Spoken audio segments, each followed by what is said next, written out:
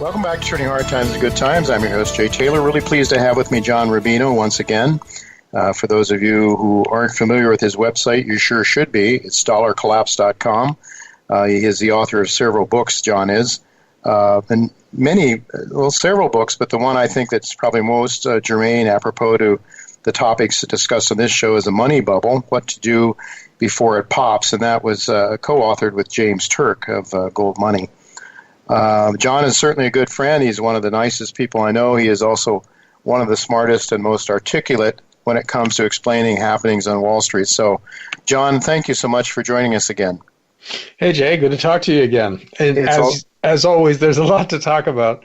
Well, there's too much, so I should. My wife reminds me I should shut my pie hole and let my guests talk. So I'm going to try to do that. I've titled today's show "America's Economic Decline and Rising Geopolitical Tensions." First of all, inflation definitely seems to be on the rise. My inflation deflation watch keeps hitting new highs every week. What are your thoughts? Is it a serious inflation problem we have, or can we trust the Fed, who gives us assurances that they'll never let inflation get out of hand?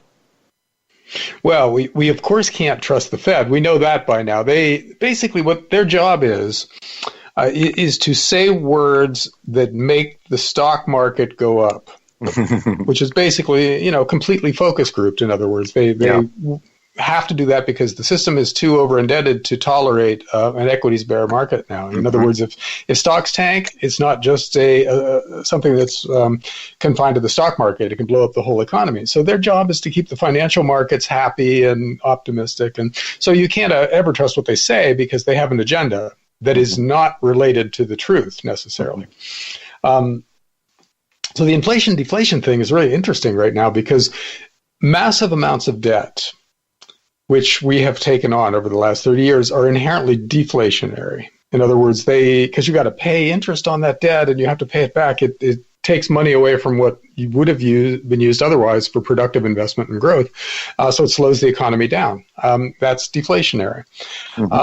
However, all the new money that has to be created to keep that mountain of debt from turning into another Great Depression is inflationary. So we've got these two forces right now contending out there. And lately, the inflationary forces have been winning. The governments of the world have been creating so much new currency and just dumping it into the system that all that new currency is forcing prices of a lot of things up. And whereas it used to just be stocks, bonds, and real estate that were going up, which makes it easier to fool us into thinking there's no inflation because those things don't appear in the consumer price index. The government doesn't count them as inflation. But lately, other stuff has been going up, like food, and lumber. The price of a new house has gone way up because lumber has tripled. It's on its way to quadrupling now, apparently. And then iron ore and copper. So there's lots of other things that are getting more expensive, which do impact day-to-day life and the consumer price index. So this next year will be really interesting when these numbers start coming out and they're above the Fed's 2% inflation target. And meanwhile, the Fed is saying, oh, it's just temporary, don't worry, we've got it under control. But then people are seeing their cost of living go up by 3 or 4 or 5 or 6% a year. And but it'll be interesting to see what market sentiment then turns into. When the Fed is contradicting what we see with our eyes every day, we'll see if we still trust them. Well, there seems to be almost nobody in Washington anymore. The Republicans used to be the party of prudence and fiscal responsibility, at least to an extent. Other than 2 or 3 senators, there doesn't seem to be many around anymore that are very much opposed, especially when their party's in power in Washington. But even now, with the Biden spending, which is just going nuts, absolutely crazy. So there's this modern monetary theory. It seems as though there is the belief that you can always create endless amounts of money to finance things. Governments are omnipotent, omniscient. They have all those characteristics that's ascribed to deity. What about modern monetary theory? And could you explain that to our listeners? And how does that differ from QE that we had after 2008? Well, modern monetary theory is the idea that this whole, we'll borrow money and then we'll spend that money and then we'll pay interest on that debt that's out there, doesn't really have to happen, because all we have to do, or at least if you're a government with a printing press, all you have to do is just print the money and spend it. And so their idea is that we can so simplify life by just having the government print as much money as it needs and spend it. Now, we don't have any taxes. We don't have any bonds out there. There's no debt from the government or anything. It's just them borrowing it or creating it and spending it. But of course, the fatal flaw lies with the phrase "as much money as it needs," right? Because then we're telling the government to go ahead and spend as much as it feels like it needs, which means infinite amounts, because there's always going to be a war to fight. There's always going to be an election that has to be bought. There's always going to be infinite numbers of other things that a government could spend money on in order to buy votes. So you give them unlimited amounts of money and they will spend unlimited amounts of money. And then supply and demand kicks in and the value of each individual piece of that currency starts to fall and the system collapses. But I should say that, we're already most of the way there, because what we do now is the government borrows money and spends it by issuing bonds. And the Fed then buys those bonds with newly created currency and holds them, and then rebates the interest on those bonds back to the government. So in effect, we're already doing modern monetary theory. So it's not, it sounds like a new thing, but it's not really a new thing. It's just a ratification of what we're doing already. And remember, modern monetary theory was going to cause a disaster if we ever implement it. So the fact that we have kind of implemented it means we have that disaster heading our way pretty soon. Well, there's always been the economists that have thought that was the way out, and that why can't it work forever? Alistair McLeod has talked on this show about the Mississippi bubble, John Law, and that whole thing, and he's really equated MMT to that. He, obviously it didn't work. Eventually, it didn't work. But let's try to think through this. Why? Interest rates should be rising now if inflation is rising, right? Yeah, well, they have been rising. The 10-year yield on the 10-year Treasury is up from 0.7% to 1.5-something% now, and it was as high as 1.7%. So that was a 100 basis point increase in a year. So, the markets were responding to the perception of higher inflation. So the question going forward is, will inflation continue to rise, and will the markets respond as they logically ought to by demanding a higher interest rate? And that, remains to be seen, but I think there's a pretty good chance that that's the way it plays out. All right. So if the market wants more, first of all, if all the treasuries are being purchased by the government or by the Fed, financed by the Fed, why would interest rates have to go up? It's no longer a free market. It's not really a market. It's managed by the government, right? Well, there's still a lot of lending going on out there. Even if we just eliminate the government bond market, there's still business loans and personal loans and other things like that. So people are lending money for which they expect a positive real return. In other words, they want to make money above the inflation rate. So if the inflation rate starts to rise because governments are creating way too much new currency, which is to say, if the value of those currencies start to fall, that's what inflation is, then people lending money out there, whether they're lending it to you or me or IBM or GM or whoever, they're going to want a rate of return on their lending that exceeds the inflation rate. And if the inflation rate goes up, lenders are going to want a higher interest rate. So that's how interest rates go up. That's the mechanism when they rise due to inflation. And if we went full MMT, and inflation would inevitably start increasing dramatically, then interest rates would have to go up to compensate. Now, one thing the Fed could do is just buy up all the debt that's out there in the system, right? Push down interest rates that way by buying up everybody's bonds. But then that would mean even more money is being dumped into the system, which would accelerate inflation, which means that any lending that did take place out there would still have to be at a higher interest rate. So that's not a fix. Having the government just force interest rates down basically just shifts the pressure to a different part of the economy, but it's still, the pressure of oversupply. Somehow it has to break out. And that's what we're inevitably going to get, because we've already done the damage. Now it's just a question of how does that damage manifest in the financial world. And so it could be a crashing currency or soaring interest rates or tanking stocks or soaring stocks. It could be the crack-up boom where the price of everything just goes through the roof. We don't know, but we know it will be chaotic because it always has been in human history. Companies or countries have done this dozens, if not hundreds of times in the past. In other words, made these same mistakes. And it always ends up in some kind of a really chaotic hyperinflation or deflationary crash. One of those two things happens every time. So there's no reason to think this will be a different time. But the ignorance of free market economics, they don't teach it in our schools. We're supposed to be a capitalist country, but if you talk to people in the streets, they haven't a clue about how even simple things like supply and demand curves and how people respond to that. It seems as though these problems which are brought on by government intervention beget more dislocations, which then invites even more government intervention. And ultimately, I hear what you're saying about the interest rates and why lenders will require higher rates as the inflation rate as their currency loses its purchasing power.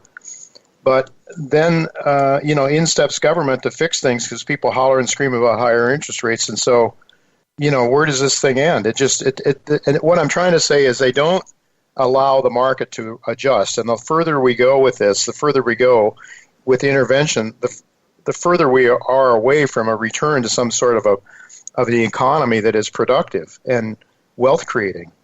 Yeah. So and you mentioned a crack-up boom. Maybe just define that term for people. That is an Austrian school idea. Crack-up boom.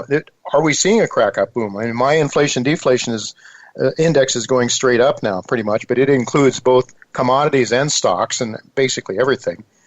So what is a crack-up boom is when things just go absolutely nuts, like the tulip mania, I suppose, would be an example. Well, yeah, a crack-up boom is where a critical mass of people figure out that it's the government's explicit policy to make the currency worth less year after year. And they just bail on the currency. They don't want to hold something that's depreciating at an accelerating rate. So what they do is they buy real stuff. They look around and think, okay, what can the government not just make more of out of thin air? Yeah. Well, farmland and oil wells and gold and silver and rental houses. People start buying those things. Which forces the prices of those things just through the roof. So you see, it manifests as inflation, soaring prices, but what's actually happening is a loss of faith in the currency. People are just giving up on that currency. And then the system breaks down because a government without a currency that anybody trusts can't function as a government anymore. And so then you get a huge bust, usually preceded by a big inflation, then a huge bust. And, that's not some mystical, magical thing that needs some kind of a metaphysics to be believed in. This is just what happens over and over again. If you Google hyperinflation or list of hyperinflations, that's the thing you want to Google, you will get this long list of country names with big numbers beside them, which is the amount that their currency was depreciated by, 420,000% or whatever. And it's a long list, and it's a lot of countries that we've heard of and everything. And those are just the mistakes that countries have made in the past, which blew up their currencies. And we're basically doing the same thing. So, we don't really have free markets anymore in the sense that free markets require good information on the part of the players and price discovery. In other words, you can tell what something is worth because the market is sending you signals that tell you to buy more of it or to produce more of it or whatever. We've killed that price signaling mechanism by manipulating markets. We pushed interest rates down to unnatural levels and created huge amounts of new currency and intervened in markets when markets should have been able to have crashes in order to wipe out the bad business models and the unmanageable debt to get back to some kind of normality. Well, we've stopped all that. So the markets don't work anymore. So we're not really a capitalist system, which means, see, capitalist systems are very flexible. They respond to changes with positive actions, which maintain more or less equilibrium. If there's one market in which price discovery is most important, it's the price discovery of capital. I mean, how can we have capitalism if you're not allowed to know what the cost of capital is, which is exactly what the Fed is doing. It's interfering with the cost of capital. You would agree with that? Oh, yeah, because for instance, the interest rate, which is what you have to pay to borrow, that tells you something if you're an entrepreneur. If money is very cheap, it tells you borrow and build a big factory, build a productive asset. If money is very expensive, in other words, if interest rates are really high, that tells you, don't borrow right now, just operate with what you've got, or even cut back some. And that allows the system to adjust to changing environments and continue to be productive and to increase its productivity. But if you push interest rates down below a natural level, in other words, artificially low, then entrepreneurs don't know what to do. You're kind of telling them to borrow a ton of money, but they can't find anything productive to do with it, so they do less productive things, or they do really frivolous things. Same thing with individuals. If mortgage rates go down to 2%, then that's telling you to buy a house, right? Whether you can really afford a house or not, whether you should have a big house, but it tells you to do that.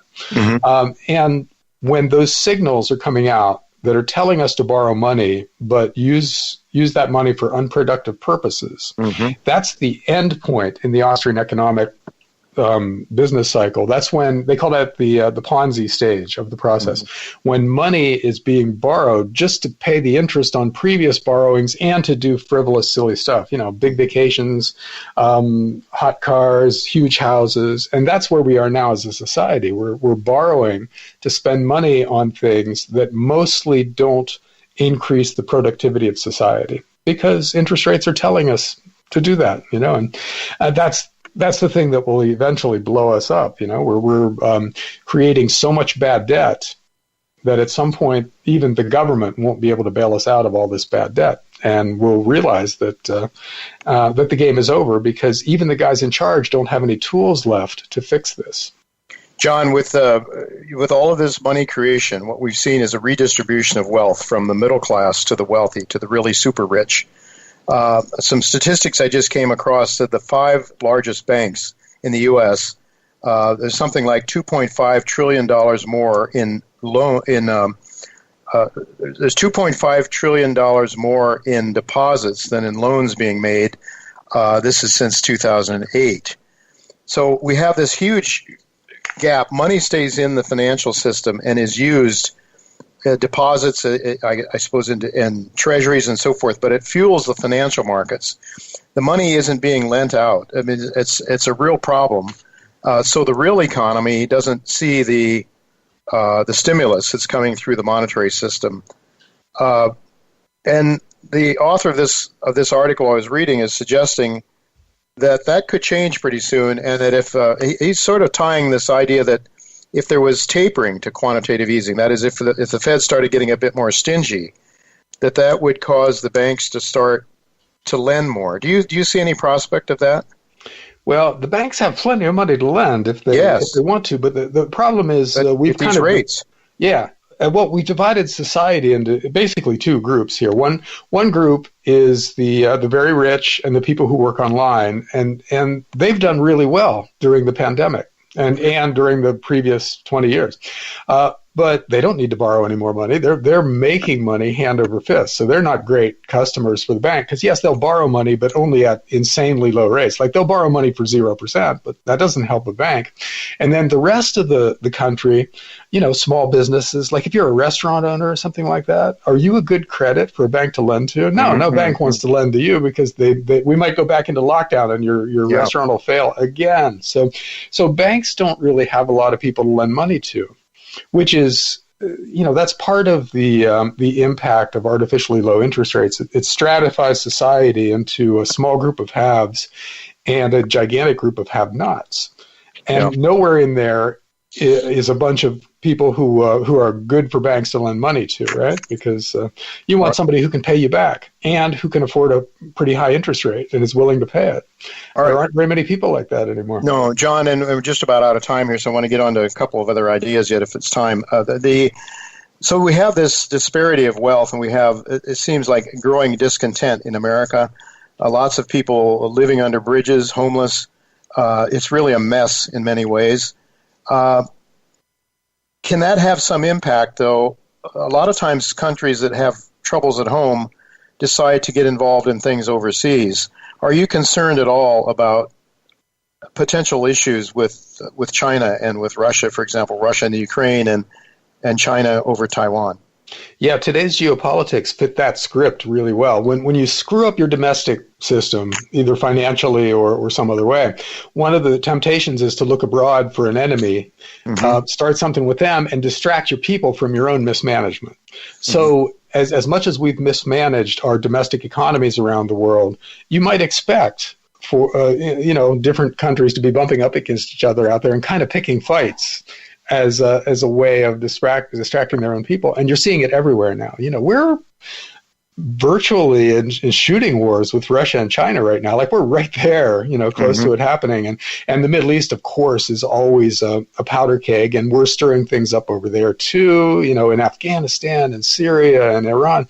So, we're behaving in ways that would be kind of expected given our domestic financial situations. But this is so much more of a dangerous world. You can't play these games without immense risk in today's world, with everybody having nuclear weapons and all kinds of other weapons. We can do cyber attacks now and chemical weapon attacks and EMP attacks. And, there's just so much that can happen in a shooting war that has never happened before.